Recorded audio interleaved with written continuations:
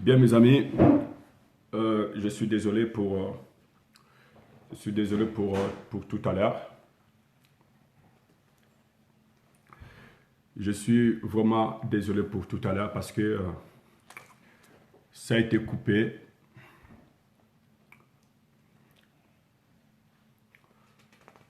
Ça a été coupé, mes amis, dans le Seigneur. Je suis vraiment désolé. Donc, je reviens sur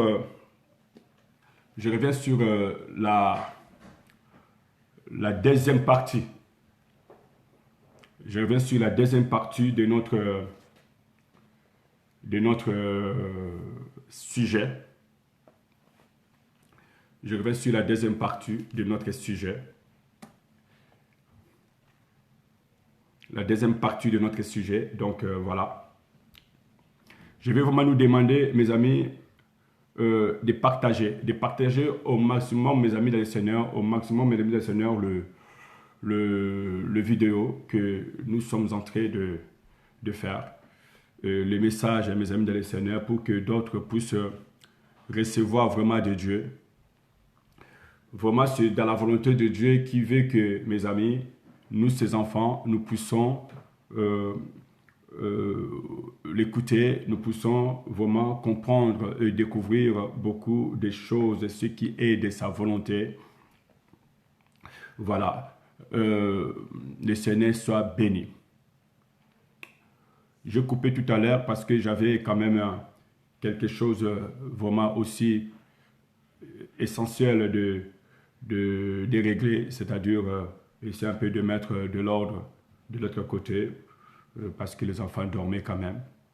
Comme vous le savez, quand on fait la vidéo, il faut quand même qu'il y ait un silence absolu, un calme absolu. C'est vraiment très très important. Voilà, donc nous devons toujours nous rassurer qu'il n'y a pas de zones d'ombre, il n'y a pas de réseau, de bruit, il n'y a pas de distractions, des ci comme des là. Vous voyez, donc j'aime toujours rester un peu en garde par rapport à ça, mais toutefois, il faut toujours rester toujours éveillé pour que nous puissions vraiment profiter selon Dieu, comme Dieu veut, comme Dieu attend de nous. Mes amis, c'est vraiment un week-end béni. C'est un samedi, mes amis dans le Seigneur, béni. C'est vraiment, mes amis dans le Seigneur, un samedi riche. Un samedi, je vais dire prospère. Un samedi, je vais dire épanoui. Un samedi, mes amis, je dirais victorieux. Cependant, mes amis, comme je disais, Dieu voit dans notre cœur,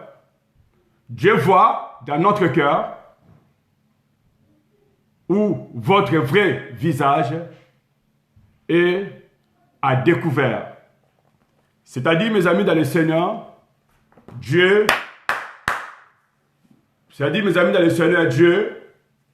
il est là avec nous et il nous assiste, mes amis, et il a besoin de tout et chacun de nous.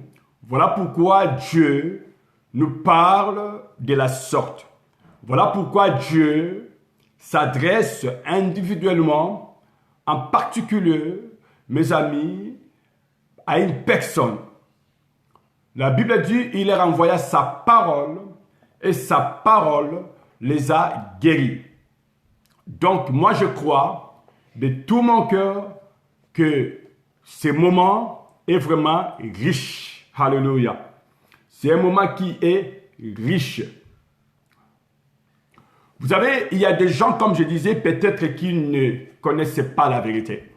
Il y a des gens peut-être qui ne connaissent pas la vérité. Il y a des gens peut-être qui ne savent rien de la vérité. Peut-être que sincèrement, vous ne voyez rien, mes amis dans le Seigneur, comme je disais, à corriger en vous.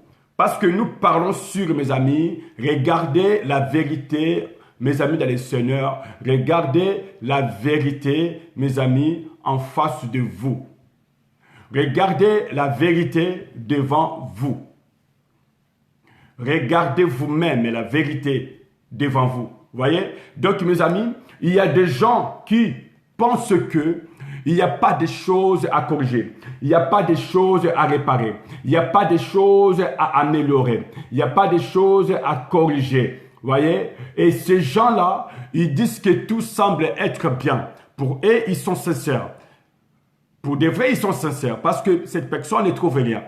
Mais cependant, mes amis dans le Seigneur, vous dites qu'il n'y a rien et que vous vous reprochez de rien. Il semble que tout est rose pour toi, tout est aplani devant toi, tout est vraiment un terrain bien arrosé devant toi, mes amis dans le Seigneur, bien très plat devant toi. Mais je pense que mes amis dans le Seigneur, aux yeux de Dieu, comme je disais, aux yeux de Dieu, Dieu connaît le cœur de tout et chacun de nous et Dieu connaît aussi le visage, le vrai visage de chacun de nous. Et je vous disais, nos visages sont à découvert devant Dieu et nos cœurs, Dieu les connaît. Dieu connaît nos cœurs, mes amis, ne vous y trompez pas. Dieu connaît nos cœurs. Alors, si vous dites que non, il n'y a rien à corriger, il n'y a rien à réparer, il n'y a rien à restaurer, il n'y a rien à améliorer. Alors, mes amis dans le Seigneur, je vous en supplie pour l'amour du ciel, vous allez vous rendre compte et vous allez remarquer que pendant que tu dis il n'y a rien, pendant que tu dis il n'y a rien, pendant que tu dis je pense qu'il n'y a rien, s'il vous plaît, mes amis dans le Seigneur,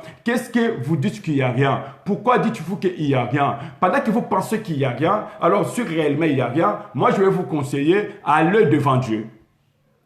Allez devant Dieu par la prière, mes amis dans le Seigneur, et Dieu va vous aider, mes amis dans le Seigneur, pour vous révéler, mes amis dans le Seigneur, les choses à corriger, les choses, mes amis, à réparer, les choses à rectifier, les choses à railler dans votre vie. Seulement c'est en vous de regarder en vous-même, mes amis dans le Seigneur, et d'accepter la vérité, mes amis dans le Seigneur. Je dis et je vais dire à quelqu'un, cela, mes amis dans le Seigneur, prend beaucoup de courage. Il faut prendre du courage, il faut vraiment avoir du courage, mes amis dans le Seigneur, pour admettre, je vais dire, ses erreurs. Parce que beaucoup ont du mal, beaucoup ne sont pas découragés, beaucoup ont du mal à admettre, beaucoup ont du mal à accepter, beaucoup ont du mal à se réaliser et à accepter qu'il y a des choses dans leur vie qui nécessitent à être corrigées, qu'il y a des erreurs dans leur vie qui nécessitent, mes amis, à être corrigées. Mes amis dans le Seigneur. Alors le fait de ne pas l'admettre, le fait de ne pas l'accepter, parce que vous n'acceptez pas, parce qu'il y a des gens qui n'acceptent toujours pas le tort, il y a des gens qui n'acceptent toujours pas les erreurs, il y a des gens qui n'acceptent toujours pas la correction, il y a des gens quand vous lui interpellez, vous lui rappelez, vous lui donnez conseil sur quelque chose, ils se sentent comme piqués, ils se sentent comme poignardés sur le dos, alors que ton ami t'aime, ton épouse t'aime, ton époux t'aime, tes parents t'aiment, ou ton ami t'aime, voilà, ou ton pasteur il t'aime, tout simplement, ou ton frère ou ta soeur. Voilà pourquoi la personne te dit la vérité en face, des choses qu'il lui voit en toi, des choses qu'il lui trouve en toi, qui lui fait mal. Et cette personne te donne les conseils. Mais mes amis, il faut beaucoup de courage pour admettre, mes amis dans le Seigneur, autrement dit, pour accepter ses erreurs, ou pour reconnaître ses erreurs. Mes amis, si aussi longtemps que nous aurons du mal à reconnaître nos erreurs, nous aurons du mal à reconnaître nos erreurs ou nos fautes, mes amis dans le Seigneur, nos défauts, à corriger, mes amis dans le Seigneur, voyez, qui nécessite la correction totale, mes amis, cela va nous pas permettre, je vais dire, mes amis dans le Seigneur, d'avoir ou d'atteindre la maturité. La maturité. Mes amis, on devient mature, c'est-à-dire on croise, on grandit dans le Seigneur, mes amis, dans la grâce comme dans la vérité, dans notre esprit, mes amis, bien sûr, dans le Seigneur, et c'est là qui donne les effets, les résultats, mes amis, dans le Seigneur, les concrets, au niveau extérieur, c'est-à-dire de notre être, avec de bonnes conduites ou, mes amis dans le Seigneur, de bons caractères et de bonnes conduites. Comment? Seulement si nous acceptons, nous admettons que réellement, il y a des erreurs en nous. Les erreurs que toi tu vois pas, les erreurs que toi tu trouves pas, les erreurs que toi tu repères pas, les erreurs que toi tu reconnais pas et que toi tu dis je trouve rien. Je vous ai dit, allez devant Dieu par la prière, Dieu va te le faire connaître. Dieu va te révéler les choses, mes amis dans le Seigneur, qui toi cela t'échappe, qui toi, tu as du mal à reconnaître, qui toi, tu ne le vois pas, tu ne le repères pas. Dieu ira chercher à ta place et il va remonter les informations et il va te le faire révéler, connaître, savoir. Et par après, maintenant, c'est à toi de mettre en place cette démarche, mes amis, de la correction. C'est-à-dire corriger, éliminer, mes amis, dans le Seigneur, ces erreurs, bien-aimés, dans votre vie. Et en agissant de la sorte, quand vous admettez, mes amis, vous acceptez les erreurs, que voilà, je sais et je reconnais qu'il y a telles erreurs dans ma vie, et ceci nécessite la correction, c'est en ce moment-là, quand vous allez les corriger, que vous allez atteindre, passer à l'étape de la maturité. Mes amis, c'est comme ça qu'on devient mature. Il paraît que dans un couple, pareil que dans un mariage, dans un couple, mes amis, dans le Seigneur, on devient de plus en plus mature, on devient de plus en plus sage, on devient de plus en plus, mes amis, dans le Seigneur, je vais dire responsable, on devient raisonnable, on devient de plus en plus intelligent, on pose des actes intelligemment, on devient une bénédiction, mes amis, dans le Seigneur, on devient une lumière, on devient un seul de la terre, mes amis, par rapport à la conduite et au comportement, parce que tout simplement, vous avez, mes amis, engagé, vous avez réussi à engager cette démarche, ce processus de corriger les erreurs, d'effacer, de rayer les erreurs.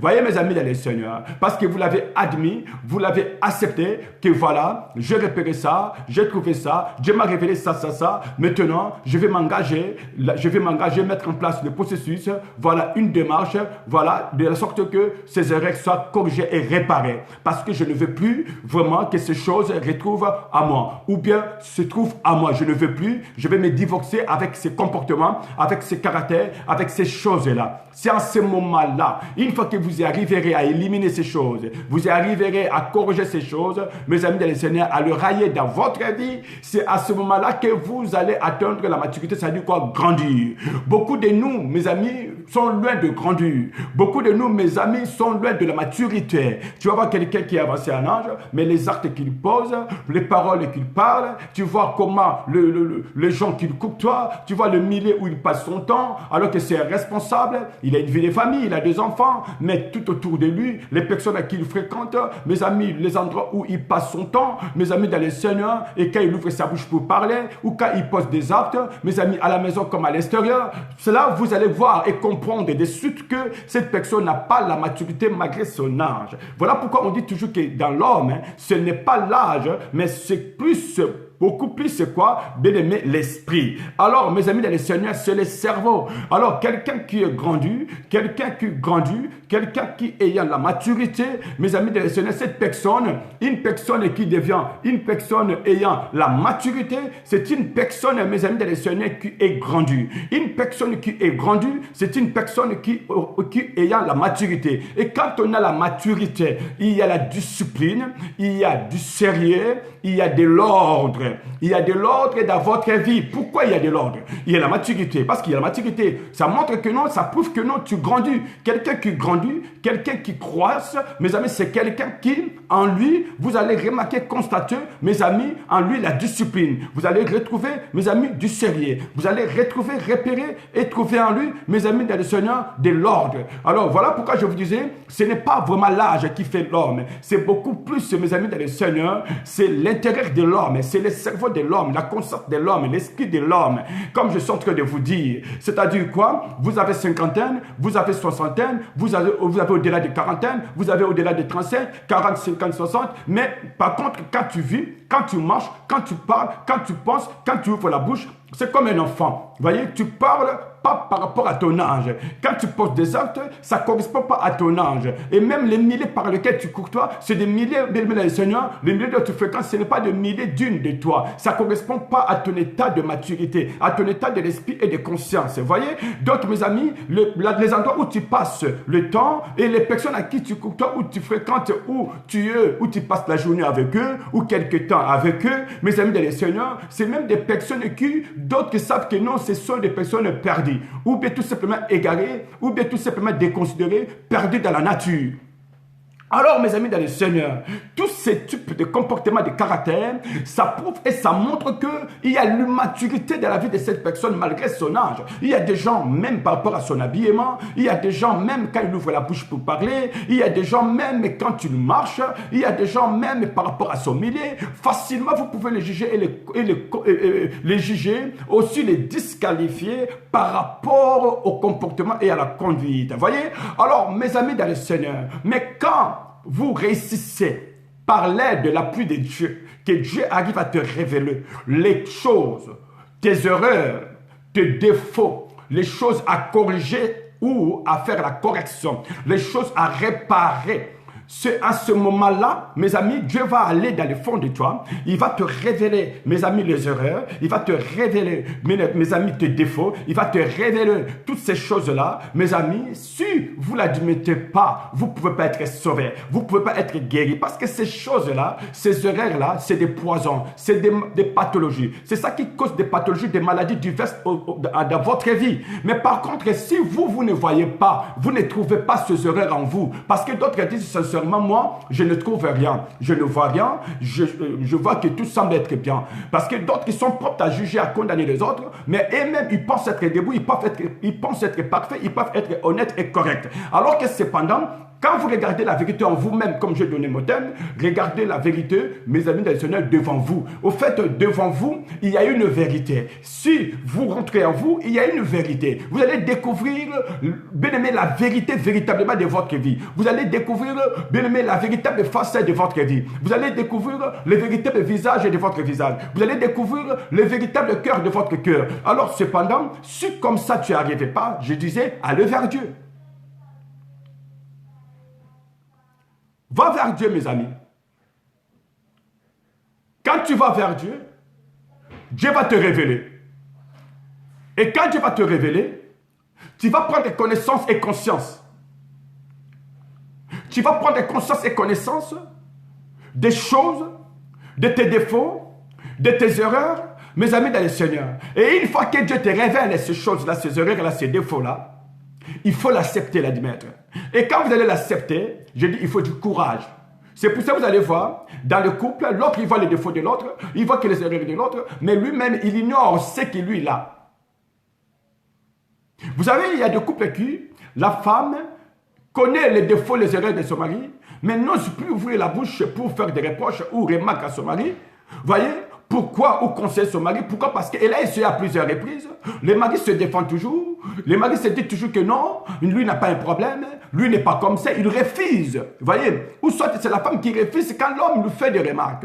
Mes amis, nous avons des comportements. Nous avons des fois des conduites. Nous avons des erreurs qui nuisent à nos vies. Vous voyez? Qui nuisent à nos vies. Alors, ces choses-là vont finir par nous pourrir la vie. Et ça va finir un jour comme un poison, d'empoisonner beaucoup de nos familles et de nos familles, même de nos mariages.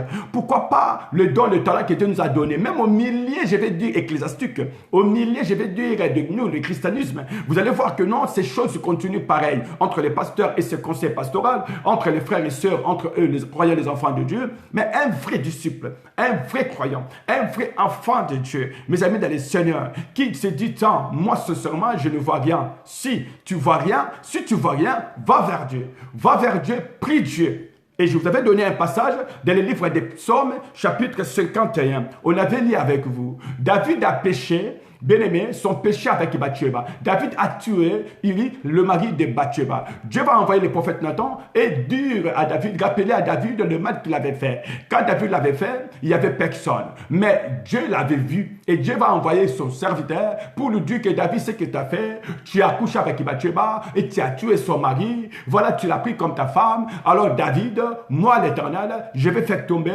mon jugement et ma sentence. Et quand l'homme de Dieu, le prophète, est venu auprès de David, il va faire, mes amis, connaître à David ces erreurs-là. Mes amis, David a reconnu. Il a admis tout simplement. Il a assumé. Mais ce n'est pas le cas pour nous. Quand les pasteurs prêchent la parole, quand les pasteurs disent des vérités, nous avons du mal à accepter. C'est là qu'on essaye de réfléchir. Pourquoi le pasteur a dit ça? C'est sûr que le pasteur a été informé. C'est sûr que quelqu'un lui a dit quelque chose. C'est sûr que quelqu'un lui a soufflé à l'oreille. C'est sûr que le pasteur il est au courant de la situation. Mes amis, moi je me demande toujours. David n'a pas dit que non. Nathan, écoute, qui t'a dit ces choses-là? David a cru dans l'immédiat. Il a compris que Dieu l'aime. Il a vu l'amour et la bonté de Dieu. Parce que Dieu n'était pas dans l'obligation d'envoyer Nathan pour, mes amis, interpeller et, mes amis, dans le Seigneur, conscientiser la conscience de David. Dieu pouvait faire tomber la sentence, le jugement, la condamnation, frapper David à mort dans l'immédiat, mes amis, dans le Seigneur. Le jugement pouvait tomber du ciel, la condamnation également. Mais Dieu ne l'a pas fait. Mais vous avez remarqué que Dieu a envoyé son serviteur. Donc Dieu nous donne toujours la seconde chance. Au lieu que Dieu passe à l'acte de nous frapper ou nous punir à mort, Dieu, ou nous maudire, Dieu trouve d'autres mécanismes, d'autres moyens, d'autres chemins, d'autres voies. Et là, il a envoyé son serviteur.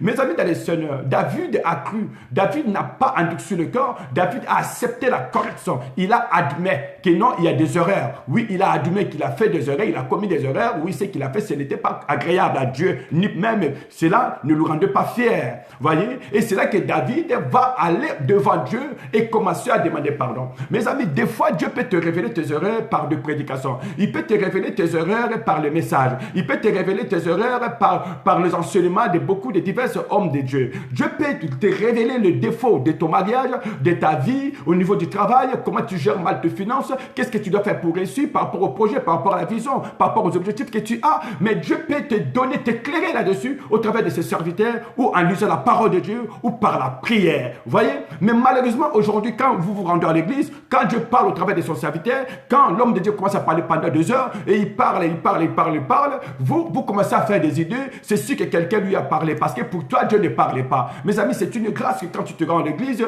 et que tu attends que cet homme parle exactement des choses qui se passent dans ta vie.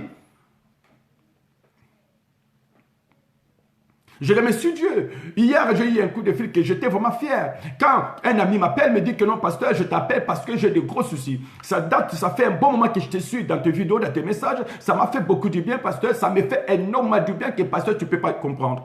Et le frère a pris tout son temps pour parler avec moi de sa position, de sa vie, de ce qui n'allait pas. Mes amis dans le Seigneur, il a dit tout ce que tu parles, ça me fait du bien. Je me demande si tout le monde parle ainsi, si tout le monde va parler de la sorte, beaucoup de nous seront sauvés. Et me dira, pasteur, voilà ma situation. Il m'a étalé sa situation, je lui ai aidé. Et aujourd'hui, le frère a vu la lumière. Bien-aimé, un travail de 48 heures, une intervention de 24 heures, de 48 heures, de 2 jours. Le Seigneur a fait grâce et tout va pour le mieux. Voyez, Dieu est Dieu. Vous voyez, mes amis, le Seigneur. Mais le problème, c'est quoi? Le problème, parce que le bien-aimé a reconnu, le bien-aimé avait besoin de la direction. Et Dieu l'a dirigé vers moi. Et moi, je lui ai éclairé par la parole de Dieu. Et le frère a obéi et tout simplement les cieux étaient ouverts pour lui et tout était devenu agréable tout autour de lui et aussi bien dans sa vie. Voilà pourquoi je suis venu dire à quelqu'un, Dieu quand il envoie son serviteur, c'est avec un message, soit c'est pour corriger la personne, soit c'est pour révéler la personne le mal que la personne avait fait, soit aussi pour avertir la personne,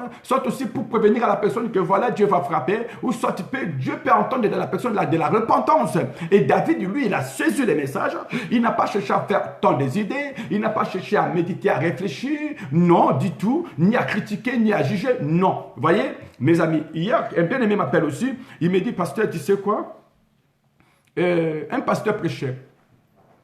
Ce pasteur prêchait dans son église où Dieu l'a établi comme évêque.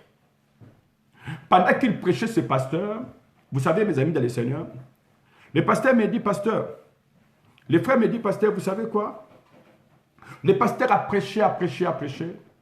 À la fin du culte, une maman est venue le voir pour dire à cet homme de Dieu, vous avez parlé, qui vous a parlé de ces choses-là? Qui est venu vous trouver, vous rencontrer toutes ces choses-là? Au fait, la sœur reproche le pasteur parce que le pasteur, soi-disant, il a prêché les choses qu'on lui a racontées. Alors que les pasteurs ne connaissaient rien du tout. Donc, pour beaucoup de nos fidèles, pour beaucoup des peuples de Dieu, Dieu ne parlait pas. Dieu ne parlait pas. Donc Dieu ne peut pas parler. Autrement dit, donc Dieu ne te connaît pas. Si Dieu te connaît, si Dieu te connaît, voilà pourquoi je suis venu dire à quelqu'un, mes amis, dans le Seigneur est merveilleux, le Seigneur est amour, le Seigneur est parfait, le Seigneur est vraiment bon. Alors je vais dire à quelqu'un que le Seigneur soit béni au nom de Jésus-Christ. Mes amis, je vais revenir vers vous. Soyez bénis au nom de Jésus-Christ. Parce que je vais me rendre quelque part. Donc, je parle des erreurs. Soyez bénis. Amen.